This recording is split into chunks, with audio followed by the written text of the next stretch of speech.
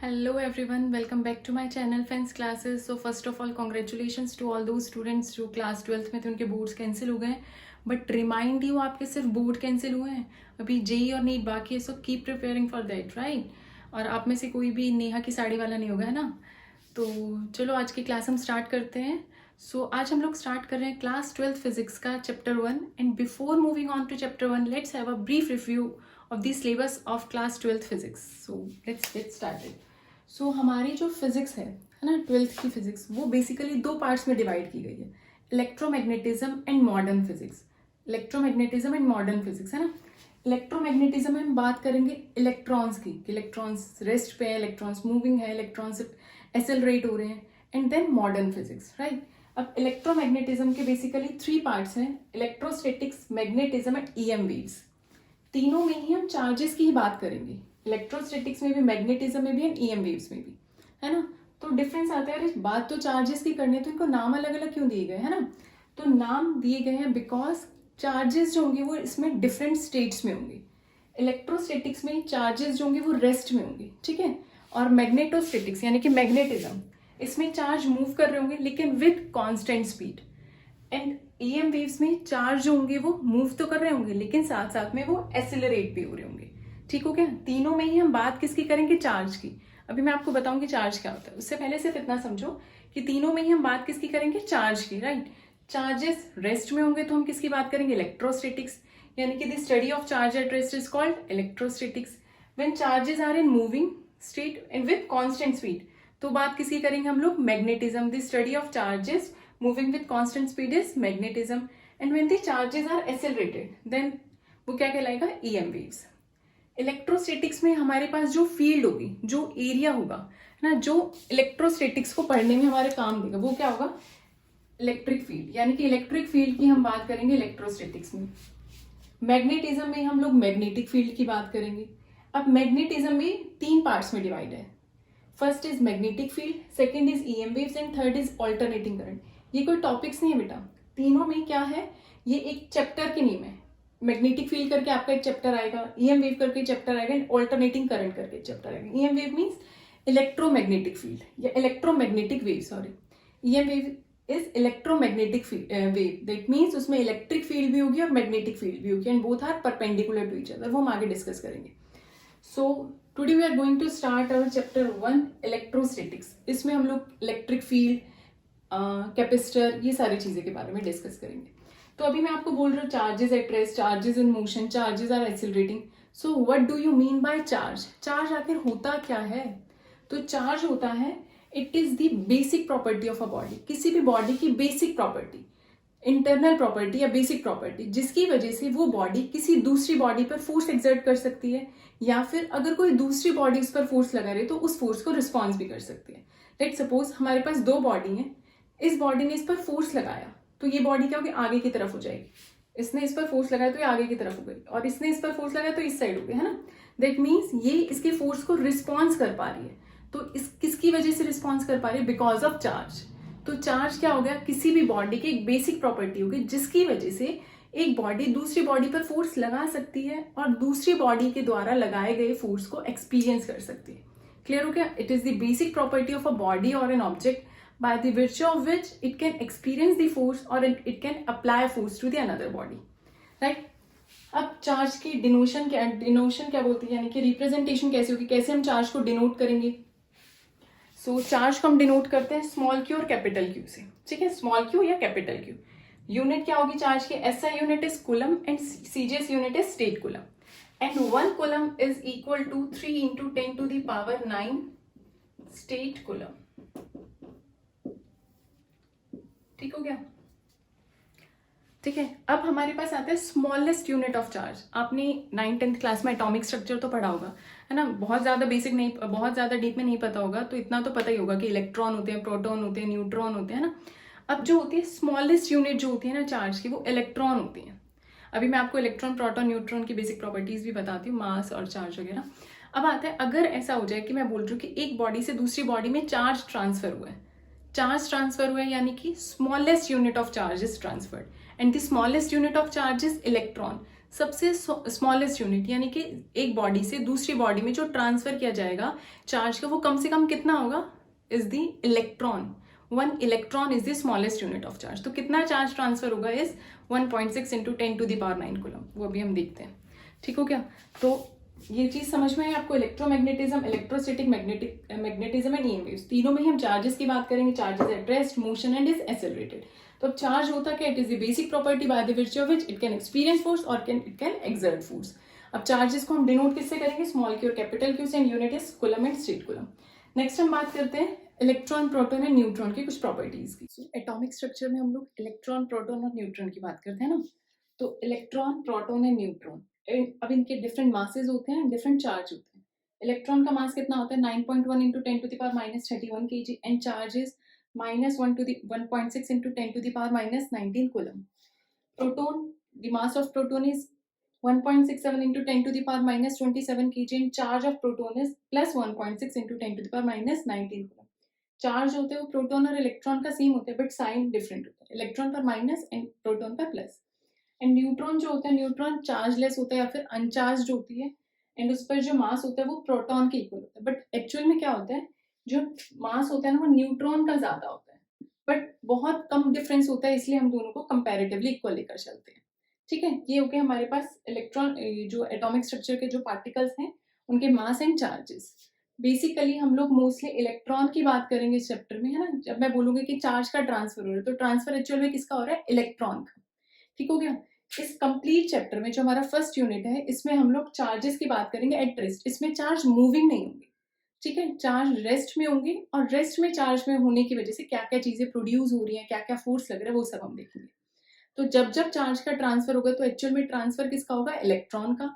First point. And second point is smallest unit of charges electron. Electron जो होगी वो smallest unit होगी charge की. ठीक है. Unit in the sense smallest, की जो चार्ज का ट्रांसफर होगा सबसे कम से कम ट्रांसफर कितना हो सकता है, इतना. ठीक हो गया. That is charge of electron. अब इसके बाद आते हैं specific charge. What do you mean by specific charge, the charge to mass ratio is specific charge. जो रेशियो होगा charge upon mass, the ratio of charge and mass, charge upon mass is specific charge. तो mass किसका ज्यादा है, specific charge आपसे पूछा जाए कि इलेक्ट्रॉन का ज्यादा होता है या प्रोटॉन का, तो आप क्या बोलोगे कि मास जो है वो प्रोटॉन का ज्यादा होता है. That means specific charge proton का कम होगा. तो स्पेसिफिक चार्ज किसका ज्यादा होगा, इलेक्ट्रॉन का. क्लियर है ना. बहुत बेसिक सा रहेगा आज की क्लास, जो आप प्रीवियस क्लासेस में पढ़ के आए हो. बस वो चीजें थोड़ी सी रिकॉल होंगी. ठीक हो गया. तो स्पेसिफिक चार्ज क्या होगा, चार्ज अपॉन मास. राइट. अब आते हैं हमारे पास टाइप्स ऑफ चार्जेस. ड्यूफे करके एक साइंटिस्ट थे जिन्होंने बताया था 2 टाइप के होते हैं चार्जेस. नहीं पता कौन से, बट 2 टाइप के होते हैं. फ्रैंकलिन ने उन चार्जेस को असाइन कर दिए, कि बता दिए कि कौन कौन से होते हैं वो 2 charges. The first is positive charge and the next is negative charge. So we have 2 types of charges, positive charge and negative charge. And what do you mean by charge? Charge is the basic property of a particle or an object by the virtue of which it can experience force or exert force on the another body. Clear हो गया. अब होता है ये 2 charges जो हैं, इनमें क्या होगा, रिपल्शन और अट्रैक्शन. 2 चार्जेस में positive and negative 2 types of charges होते हैं. अब इन चार्जेस में रिपल्शन भी हो सकता है और अट्रैक्शन भी हो सकता है. If both the 2 charges are of same sign, अगर दोनों चार्जेस की पोलैरिटी सेम है या फिर साइन सेम है, या तो दोनों पॉजिटिव या तो दोनों नेगेटिव, सो जो इसमें फोर्स लगेगा वो कैसा लगेगा, अट्रैक्टिव या फिर रिपल्सिव फोर्स. अगर दोनों चार्जेस सेम साइन के हैं, so the force is repulsive. Right. Same charges होगा तो उनमें क्या होगा, रिपल्शन. और अपोजिट चार्जेस होगा तो अट्रैक्शन. सेम दुश्मनी, दूर दूर जाएंगे एक दूसरे से. और अपोजिट, ये तो सुन रखा ना, opposite attracts, opposite always attracts. So वही इस पर भी हम लोग लगाएंगे कि 2 चार्जेस होंगे, एक पॉजिटिव एक नेगेटिव, तो दोनों चार्जेस क्या होंगे, अट्रैक्ट करेंगे. And if both the charges are of same sign तो वो रिपेल करेंगे. Right. Same charges repel and opposite charges attract. अब आता है, अगर मैंने आपको बोला कि न्यूट्रॉन है, ये क्या है, चार्जलेस है या फिर अनचार्ज है ना. अनचार्ज बॉडी पे आप क्या बोलोगे कि इसमें कोई भी चार्ज नहीं है. गलत. This is wrong. अगर आप ये बोलोगे कि अनचार्ज बॉडी में कोई भी चार्ज नहीं होगा, this is wrong. Because uncharged body में भी चार्जेस होते हैं, बट उसमें नेट चार्ज होता है. नेट चार्ज होता है वो 0 होता है. हो सकता है 2 टाइप के चार्जेस हो. First is 1 coulomb and Q2 is -1 coulomb. So net charge क्या होगा इसमें, 0. If net charge is 0 then the body is uncharge. If net charge is non 0 then body is charged. ठीक हो गया. तो चार्ज एंड अनचार्ज बॉडी हो गया। इतनी बात क्लियर हो गई? सो स्टूडेंट्स, अभी हमने क्या देखा कि सेम चार्जेस रिपेल करते हैं एंड अपोजिट चार्जेस अट्रैक्ट करते हैं। तो सेम चार्जेस या पॉजिटिव पॉजिटिव या नेगेटिव नेगेटिव ये क्या करेंगे, आपस में रिपेल करेंगे एंड नेगेटिव पॉजिटिव और पॉजिटिव नेगेटिव ऑलवेज अट्रैक्ट्स। अब इसके साथ साथ आता है, अगर सपोज करो आपके पास दो बॉडी हैं, first is positive charge and next second is neutral. So what happens between these two bodies, ये दोनों बॉडीज भी आपस में एक दूसरे को अट्रैक्ट करेंगे। Charge body always attract an uncharge body, एक चार्ज बॉडी अनचार्ज बॉडी को अट्रैक्ट करेगी। रिपल्शन तो सिर्फ सिंगल केस में होगा। फर्स्ट केस, सिंगल केस क्या होगा कि when both the charges are like, ठीक है। एंड अट्रैक्टर जो अट्रैक्शन होगा ये जो होगा वो दो केसेस में होगा। फर्स्ट केस क्या होगा when both the charges are opposite to each other, and second case क्या होगा when one charge is uncharge and another charge is charge, यानी कि दो बॉडीज है, एक चार्ज है और एक अनचार्ज है, तो उनमें क्या होगा, अट्रैक्शन होगा, ठीक है। अगर अब आपसे पूछा जाए which is the shortest of electrification, so your answer is repulsion is the shortest of electrification. Which is the shortest of electrification, shortest क्या होगा इलेक्ट्रिफिकेशन का, repulsion is always the shortest of electrification. Why? Because repulsion occurs only in one case. Repulsion always takes place between the two lightly charged bodies, but attraction takes place in two cases, when both the charges are of unlike in nature, or when one charge is uncharged and another is charged, ठीक है। So which is the shortest of electrification? So the answer is repulsion, because repulsion always takes place between two lightly charged bodies. repulsion में सिर्फ single case होगा, lightly charged bodies में repulsion होगा, that's it। उसके अलावा कोई case नहीं बनता repulsion का, ठीक है। अब एक आता है एक स्पेशल केस। आपको मैं इतनी देर से बता रही हूँ कि लाइक चार्जेस रिपेल करते हैं, अनलाइक चार्जेस अट्रैक्ट करते हैं। अब मैं कह रही हूँ लाइक चार्जेस भी अट्रैक्ट कर सकते हैं, लाइक चार्जेस भी अट्रैक्ट कर सकते हैं। कब अट्रैक्ट करेंगे? When two charges are very comparable, are not comparable to each other, sorry. दो चार्जेस जो हैं वो कब अट्रैक्ट करेंगे? दो लाइक चार्जेस अट्रैक्ट कर सकते हैं, मे अट्रैक्ट ईच अदर। कब? When one charge is very much greater than another charge, उनके बीच में बहुत ज्यादा कंपेरिजन हो, ठीक है। When one charge is not even comparable to another charge, या फिर हम ये बोल सकते हैं when one charge is very much greater than another charge. Suppose हमारे पास एक चार्ज है 5 कूलम, सॉरी अनदर चार्ज है 5 माइक्रोकूलम, राइट। दो चार्जेस हैं, दोनों कैसे हैं? पॉजिटिव पॉजिटिव है। अब आप बोलोगे इसमें क्या होगा? रिपल्शन। नो, इसमें अट्रैक्शन भी हो सकता है। क्यों हो सकता है? Because 5 coulomb is positive, 5 microcoulomb is again positive, but ये क्या है? बहुत छोटा है, 5 माइक्रोकूलम, यानी कि 5 × 10⁻⁻6 कूलम, तो इसमें अट्रैक्शन भी हो सकता है। सो इनके हिसाब से कोई पूछे कि लाइक चार्जेस कभी अट्रैक्ट कर सकते हैं, so the answer is yes, when both the charges are very much greater, and when one charge is very much greater than another charge, तब दोनों चार्जेस अट्रैक्ट भी कर सकते हैं, ठीक हो गया। अब आते हैं प्रॉपर्टीज ऑफ चार्ज। आप चाहो तो ये नोट डाउन कर सकते हो, चाहो तो स्क्रीनशॉट ले सकते हो, but I suggest you to note these in your notebook. So जो नेक्स्ट आता है वो आता है properties of charge. Your next topic is basic properties of charge.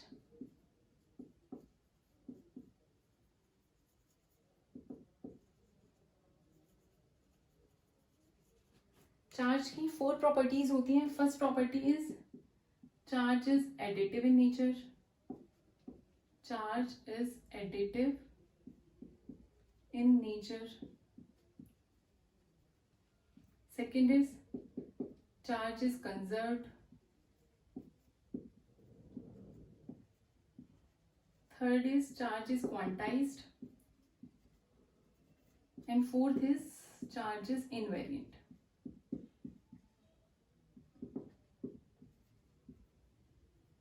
Charge is invariant.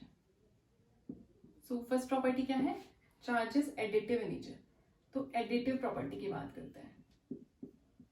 Additive in nature that means कोई भी system है हमारे पास, उसमें बहुत सारे चार्जेस रखे हैं। सो जो नेट चार्ज होगा वो क्या होगा?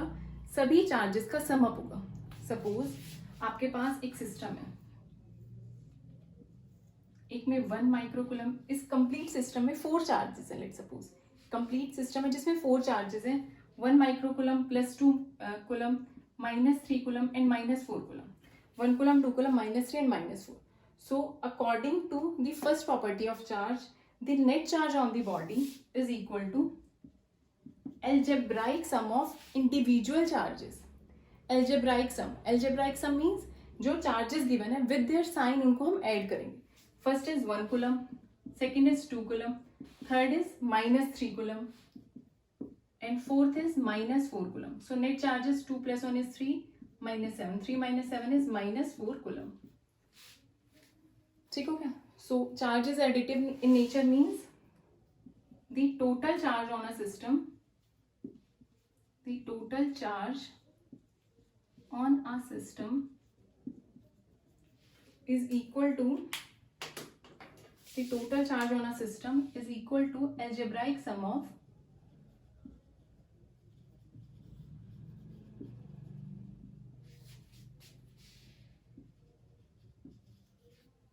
all the individual charges.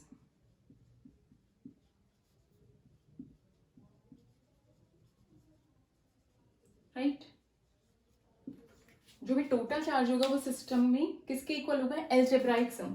Algebraic सम जो होगा दैट मीन्स आपको विद देयर साइन चार्जेस को रखना है. चार्जेस दो टाइप के मिलेंगे, या तो positive and negative, and you have to put the charges with their sign. Clear हो गया इतना? This is the additive property of charge. Second is charge is conserve. Charge is conserve note down कर लिया. Next है charge is conserved. For an isolated system, charge is always conserved. Second property जो होगी हमारी वो क्या होगी? For an isolated system, for an isolated system, charge is always conserved.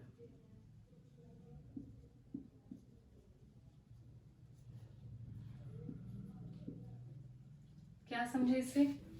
For an isolated system. अब मुझे लगता है आइसोलेटेड बताने का कुछ मतलब नहीं बनता. इतने टाइम में आपने देख लिया होगा कोरोना वायरस के केस में ना, कि सब लोग अपने रूम में आइसोलेट हो गए. जो कोविड पॉजिटिव है are isolated in their room.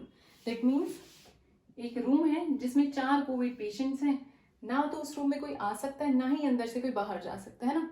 तो यही इसमें कि एक बॉडी है जिसमें सपोज वही मैंने चार्जेस ले लिए 1 coulomb, minus 2 coulomb, minus 3 coulomb, minus 4 coulomb, या प्लस 4 ले लिया. चलो 4 चार्जेस है, 1 माइनस 2 माइनस 3 एंड प्लस 4. ये क्या है? इसमें चार्ज हमेशा कंजर्व रहेगा, यानी कि नेट चार्ज जो होगा वो इस बॉडी में सेम रहेगा. इसमें अगर मुझे नेट चार्ज निकालना हो तो नेट चार्ज क्या होगा? नेट चार्ज निकालने के लिए हम क्या करेंगे? Algebraic sum of all the individual charges, यानी कि 1 minus 2 is minus 1, minus 3 plus 4 is plus 1. So net charge is 0 coulomb. अब इस ये जो सेकेंड प्रॉपर्टी, इसका क्या मतलब होता है कि हो सकता है ये वाला चार्ज 1 कूलम माइनस 2 को कुछ दे दे, या माइनस 2 कूलम से कुछ ले ले. इन चारों चार्जेस में कुछ ना कुछ लेन देन चलता रहेगा, बट नेट चार्ज जो आएगा ना वो हमेशा 0 आएगा. हो सकता है ये 4 कूलम यहां पर चला जाए. 4 कूलम ने 1 कूलम को थोड़ा सा अपना चार्ज दे दिया कि ये 2 कूलम हो गया और ये 3 कूलम हो गया.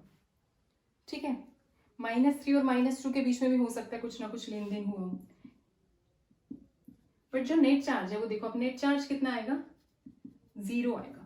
यानी कि नेट चार्ज किसी भी बॉडी में कंजर्व्ड रहेगा फॉर एन आइसोलेटेड सिस्टम. कब रहेगा? जब ना तो कोई चार्ज अंदर से बाहर जा सकता हो, ना ही कोई चार्ज बाहर से अंदर आ सकता हो. So for an isolated system charge is always conserved. This is the second property of charge. Clear हो गया? नेट चार्ज हमेशा सेम रहेगा for an isolated system, right. And next in the important property is charge is quantised. Charge क्या होगी? Quantised होगी. अब quantise मतलब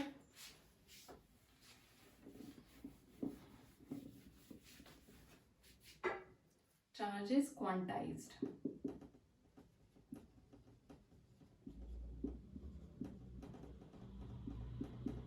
that means charge is an integral multiple of elementary value of charge.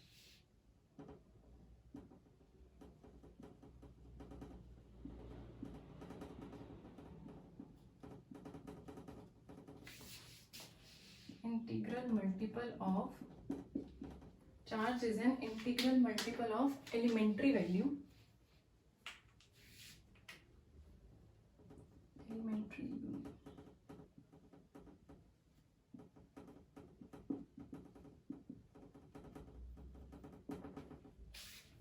Charge quantize means Q is equal to NE. ये सबसे पहले मैं आपको बता देती हूँ. क्वांटाइज मतलब होता है Q is equal to plus minus N. यानी कि चार्ज जो होगा वो इंटीग्रल मल्टीपल होगा स्मॉलेस्ट यूनिट या एलिमेंट्री यूनिट. मैंने आपको बताया था स्मॉलेस्ट यूनिट चार्ज की क्या होगी? इलेक्ट्रॉन, है ना. स्मॉलेस्ट यूनिट क्या होगी चार्ज की? इलेक्ट्रॉन. अगर मैं यहाँ पर 1 पुट करती हूँ n की जगह, तो क्या आएगा, Q is equal to plus minus E, यही आएगा, है ना। Q is equal to plus minus E. तो सबसे छोटी वैल्यू चार्ज की क्या है, इलेक्ट्रॉन का charge, that is 1.6 into 10 to the power -19 coulomb, -1.6 into 10 to the power -19 coulomb. Charge is quantise, मतलब चार्ज जो होगा वो इंटीग्रल मल्टीपल होगा एलिमेंट्री वैल्यू या एलिमेंट्री यूनिट ऑफ चार्ज, यानी कि चार्ज का आपस में लेन देन जो होगा वो इंटीग्रल मल्टीपल में होगा। दैट मीन्स एक बॉडी दूसरी बॉडी को 1 कूलम चार्ज दे सकती है, 2 कूलम चार्ज दे सकती है, 3 कूलम चार्ज दे सकती है, बट ऐसे नहीं होगा 1.5 या 2.5 मुझे 2.5 यूनिट ऑफ चार्ज दे दो या 3.5 यूनिट ऑफ चार्ज दे दो, नहीं, this is not possible. Charge हमेशा इंटीग्रल वैल्यूज में पॉसिबल होगा, इसी को ही हम क्या बोलते हैं, चार्ज होगा वो क्वांटाइज्ड होगा, ठीक है। Q is equal to plus minus E, Q is equal to plus minus 2e, Q is equal to plus minus 3e। अब जो इनके बीच में 1 और 2 के बीच में जो वैल्यूज होंगी 1.2, 1.4, 1.5, 1.9, ये वैल्यूज कभी भी पॉसिबल नहीं हो पाएंगी। क्लियर। चार्ज इज क्वांटाइज्ड, समझ में आएगा कि चार्ज जो होगा वो हमेशा इंटीग्रल मल्टीपल में आएगा। अगर कोई आपसे क्वेश्चन पूछे कि बताओ is 3.5 into 10 to the power -19 coulomb charge is possible, तो आप कैसे पता करोगे कि ये पॉसिबल है या नहीं है। Is 3.5 into 10 to the power -19 coulomb charge is possible. So let's try. क्या होता है, हमको पता है कि Q is equal to NE होता है ना, मुझे पता है Q is equal to NE, पता है मुझे कि चार्ज कंजर्व्ड, सॉरी क्वांटाइज्ड होता है। अगर मैं यहाँ से n की वैल्यू निकालूँ तो वो क्या होगी, Q अपॉन E। Q मुझे गिवन है कितना, 3.5 into 10 to the power -19, 3.5 into 10 to the power -19 coulomb. और चार्ज की यूनिट, इलेक्ट्रॉन का चार्ज मुझे पता है कितना होता है, -1.6 into 10 to the power -19 coulomb, है ना। तो यहाँ से अगर मैं निकालूंगी तो मुझे कुछ पॉइंट्स में ही आंसर मिलेगा, देख लेना कितना आएगा, पॉइंट्स में ही आएगा कुछ, है ना। तो वो तो पॉसिबल ही नहीं है, पॉइंट में पॉसिबल है कुछ नहीं पॉसिबल। तो 3.5 into 10 to the power -19 coulomb is possible, so answer is no, because n जो आ रहा है, लेट सपोज यहाँ पर 2 पॉइंट समथिंग के अप्रॉक्स आएगा, I guess 2 point something. n की वैल्यू 2 पॉइंट समथिंग हो सकती है, कुछ नहीं हो सकती है। n की वैल्यू क्या होगी, या तो 1 हो गया, 2 हो गया, 3 हो गया, 2.1, 2.2, 2.3 नहीं होगी। सो इनके बीच में इमेजिनरी वैल्यूज होती हैं जो कि हमारे लिए मैटर नहीं करती है, उसकी कुछ भी वैल्यू नहीं होती है। So charges quantize means Q is equal to plus minus NE, charges an integral multiple of elementary unit of charge. और अगर आपसे पूछा जाए ये चार्ज पॉसिबल है या नहीं है, then you have to divide that much of charge divided by 1.6 into 10 to the power -19 coulomb. अगर यहाँ पर सपोज 2 आ जाता, 3 आ जाता, 4 आ जाता है ना, तो ये वैल्यू पॉसिबल थी। If in case 2.4, 3.4, 4 point something ऐसा कुछ आ रहा है, तो ये चार्ज की वैल्यू पॉसिबल नहीं होगी। क्लियर हो गया। नेक्स्ट आता है हमारे पास last property of charge, that is charge is invariant. Charge is invariant means charge vary नहीं करता है, चार्ज कांस्टेंट रहता है ना। Charge is invariant means charge does not vary, और हम कह सकते हैं charge does not depend upon the velocity या value of charge. Value of charge does not depend upon velocity. Charge velocity पर डिपेंड नहीं करता। अगर एक चार्ज आपसे बोला जाए कि 5 मीटर पर सेकंड से जा रहा है, तो उसकी वैल्यू क्या हो जाएगी, चार्ज की वैल्यू वही रहेगी जो रेस्ट में था तब, और जब मोशन कर रहा था तब। चार्ज की वैल्यू वेलोसिटी पर डिपेंड नहीं करती है। बट इसी केस में अगर मास आ जाता, तो मास जो होता है वो वेलोसिटी पर डिपेंड करता है। आपने रिलेशन पढ़ा होगा I guess, m is equal to m0 upon √1 minus v² by c²। नहीं पढ़ा तो अब देख लो। ये जो मास जो होता है वो वेलोसिटी पे डिपेंड करता है, बट चार्ज जो होते हैं वो इनवेरिएंट होते हैं, does not depend upon velocity. तो ये हमारा आज का टॉपिक था, जिसमें हमने थोड़ा सा रिव्यू लिया क्लास 12 के फिजिक्स के सिलेबस का, और साथ साथ हमने कुछ चार्जेस के बारे में जाना। इसके बाद हम लोग कूलम्स लॉ, इलेक्ट्रिक फील्ड और आगे डीप स्टडीज करते जाएंगे। So that's it for today's class. अगर आपको ये वीडियो पसंद आई हो तो अपने फ्रेंड्स में शेयर करें, लाइक करें, सब्सक्राइब करें मेरे चैनल को। And thanks for watching. And also अगर आपके कुछ भी कमेंट्स हों, डाउट्स हों, क्वेरीज हों, सो आप कमेंट सेक्शंस में अपनी डाउट्स, क्वेरीज डाल सकते हैं। मैं आपके डाउट्स का ज़रूर रिप्लाई करूँगी। And again thank you for watching. Take care everyone, bye bye.